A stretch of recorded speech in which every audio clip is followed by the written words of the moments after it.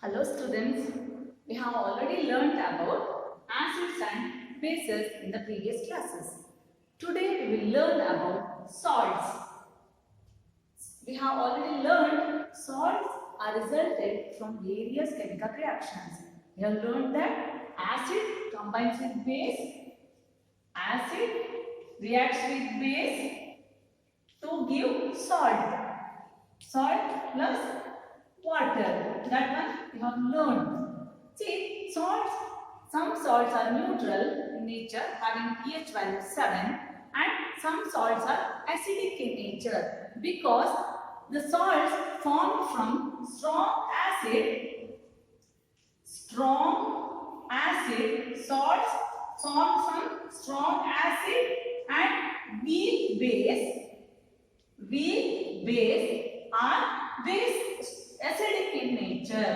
are acidic in nature.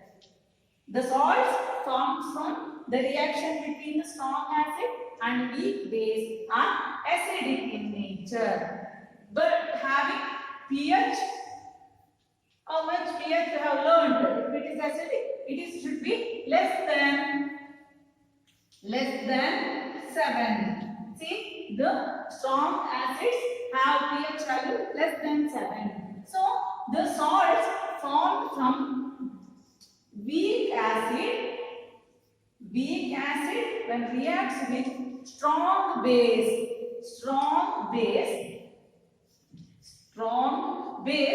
the salts formed as a result of weak acid when reacts with strong base, the salt will be basic in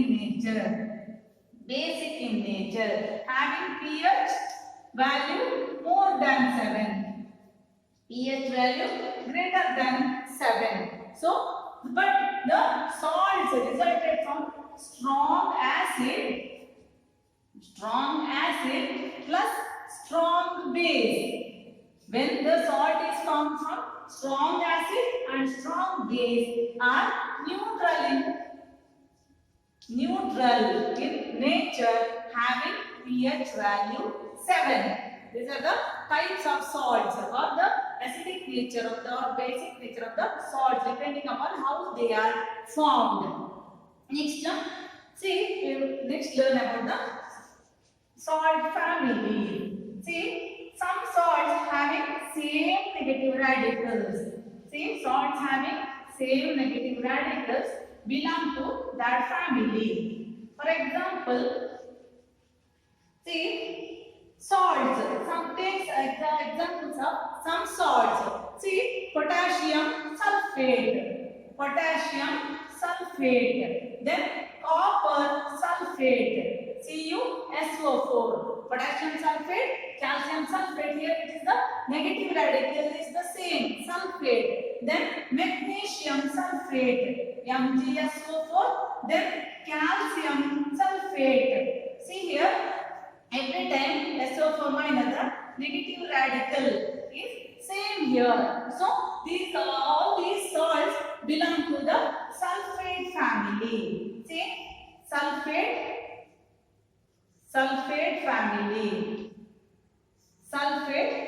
family. Similarly, the salts belong to the same positive radical, belong to that family. For example, sodium chloride. See, take the example of sodium chloride and sodium carbonate and sodium nitrate. See, take the example of sodium NaCl, sodium chloride and Na2CO3, sodium carbonate and see NaNO3, sodium nitrate, sodium chloride, sodium carbonate, sodium nitrate. Here Na plus, the positive radical is always sodium. So these salts belong to the sodium family. Family of sodium salt. Sodium family. So like this, the salts belonging to the same Positive radical belong to that family. We can say that salt family. For your reference, see sodium chloride, sodium carbonate and sodium nitrate. Here all sodium is same, common here, Na plus. So positive radical is common here. So it is belong to this family, the sodium family. Next, see salts are available in sea water. Sea water is salty. We know that sea water is salty. We can get the sodium chloride, a common salt. We always have, this is a table salt. We always use it in our food. Sodium chloride is an important salt because from the sodium chloride we can get many other chemicals. Sodium chloride has very much importance in the chemical industries because from the sodium chloride we can get so many other chemicals. See, sodium chloride we always get commonly we get it from the sea water. Sea water contains so many salt dissolved in it. Sodium chloride is separated from the sea water. See, we can sometimes we can get it from the earth's crust, underground crust. We can take it as how we can take the coal by mining. Like that, we can get the salt deposits from the underground earth's crust because of the dry oceans. So we can get the salts from the underground earth's crust also. So sodium chloride deposits sometimes we get throughout the world. We can get from the earth's crust. But we know that when we, from in the lab, when HCl reacts with NaOH, hydrochloric acid reacts with sodium hydroxide, we can get sodium chloride also. So, sodium chloride will give us so many other chemicals. Let us see one by one. See, sodium chloride gives us NaOH. From sodium chloride, we can prepare so many other chemicals like NaOH, bleaching powder,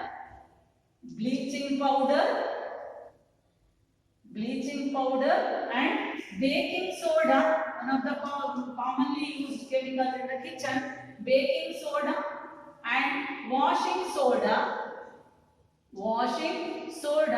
all these products we get from sodium chloride. Let us see one by one. I told you that the sodium chloride will give so many other products which are of very much important in the chemical industries.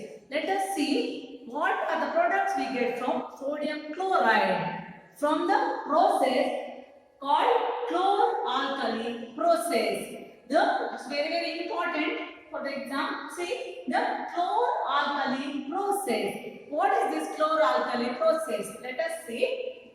They take sodium chloride solution, aqueous solution means dissolve sodium chloride in water, then it will become the aqueous solution of sodium chloride.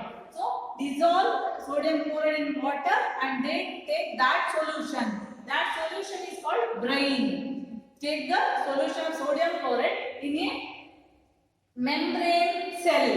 It is having a membrane. This is the membrane here. Membrane cell take sodium chloride or brine solution in a cell membrane cell and see take two electrode, immerse two electrode and connect it to the battery. This is the anode, positive terminal, and this is the cathode, negative terminal. Take two cathode and anode, two terminals, see, and pass electricity through the sodium chloride solution.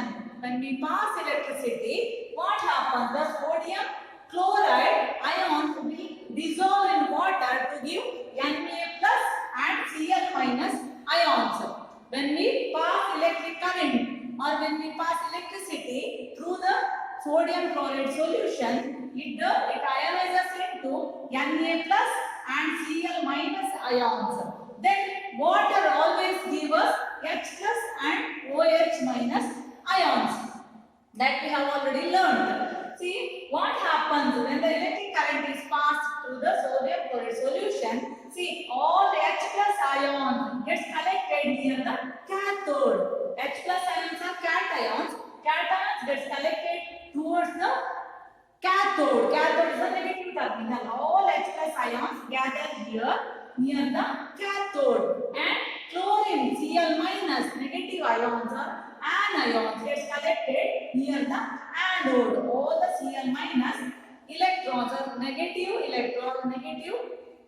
radicals gets collected at the anode. See here, what happens then? Sodium Na plus and OH minus ions also present in the solution. See, all the H plus ions comes here and it gains electrons from the cathode and it will become hydrogen gas, H2 molecule. See, hydrogen gas is liberated here. It is also very much important in the chemical industry.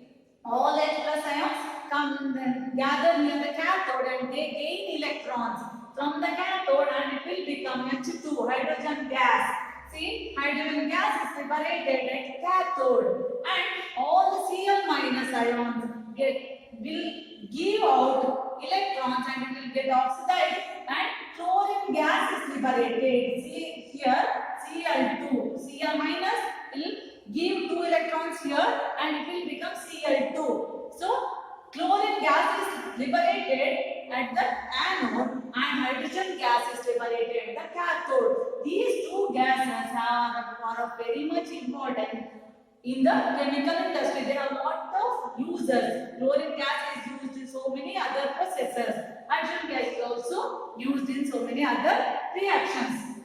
So, chlorine gas is liberated at anode and hydrogen gas is liberated at the cathode. See, next what happens? Na plus ions combined with OH minus ions. So, to give NaOH. See, brain solution containing NaOH we will get here. So, from sodium chloride, NaCl, we will get chlorine gas, hydrogen gas and sodium hydroxide. This sodium hydroxide is also very much useful in the chemical industry. So, overall reactions I wrote here, see 2 NaCl, 2 NaCl plus 2H2O gives 2 NaOH plus Cl2 plus H2. So, this process is called chlor-alkali process because the product formed is chlorine. One is chlorine, refers to chlorine and alkali refers to NaOH. NaOH is a base which dissolves in water. So, it is called alkali. So, this process is called chlor-alkali process. Very important. In chlor-alkali process, from the sodium chloride solution, when electricity is passed through it, we get chlorine gas, hydrogen gas and sodium hydroxide. These three products are very much useful in the chemical industry. So, because of this, the chlor-alkali process is very important. From sodium chloride, we get all these three products which is of very important or which is of very much useful in the chemical industry. This is about the chlor-alkali process. Very important. Draw the diagram, learn the diagram as well as all the products also. Then uses of these products also. Then next we will learn about how to prepare bleaching powder from sodium chloride. Next we will learn about one more important chemical, that is bleaching powder. How bleaching powder is produced or formed. Bleaching powder. One more important question in the exam, how bleaching powder is prepared. See, bleaching powder is prepared when the chlorine gas is passed through the calcium hydroxide, dry calcium hydroxide or say lime. So, we get the chlorine gas from the chlor-alkali process. Just we have learned from the electrolysis of sodium chloride, we get chlorine gas. This chlorine gas thus obtained is used to prepare the bleaching powder. So, bleaching powder is prepared by passing chlorine gas through dry slaked lime or dry calcium hydroxide. See, calcium hydroxide CaOH twice plus Cl2. Chlorine gas is passed through calcium hydroxide, we will get, see, CaOCl2. CaOCl2. See, calcium oxychloride. This is the bleaching powder. Calcium oxychloride. This is the chemical name of bleaching powder. Common name is bleaching powder. Bleaching powder. See, when chlorine gas is passed through the calcium hydroxide, slake lime, dry calcium hydroxide, when chlorine gas is passed, we will get CaOCl2, calcium oxychloride plus H2O. See, this is the bleaching powder. So this bleaching powder is used in so many industries, like, see, clothing industry or textile industries, to bleach the clothes. Then in the paper industries, bleaching powder is used. So uses of bleaching powder is also important for the exam. Bleaching powder is used in the textile industries. Bleaching powder is also used in the paper industries to bleach the wood pulp, and it is also used in the laundries. Then one more important use, bleaching powder is used as oxidizing agent. CaOCl2, chlorine gas acts as the chlorine atom here acts as an oxidizing agent. The bleaching powder acts as an oxidizing agent. Then it is also used, bleaching powder is also used to purify the drinking water. See, when the calcium oxychloride heated, when bleaching powder is heated, chlorine gas is liberated, and that is the product which purifies the water or disinfectant. It acts as a disinfectant. So you follow how the bleaching powder is prepared and what are the uses of bleaching powder. This is very important question for the exam. So read the textbook, learn all the reactions. See you in the next class. Thank you.